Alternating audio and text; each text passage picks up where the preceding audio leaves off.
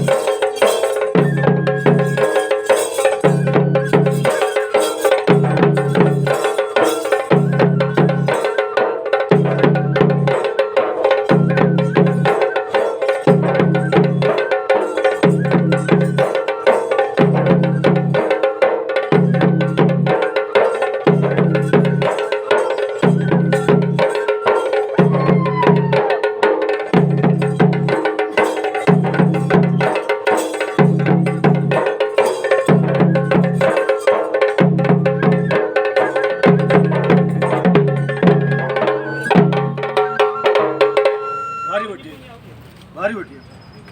तिरका तो आय कोटी आय का अपना तो बट रहा कुछ कर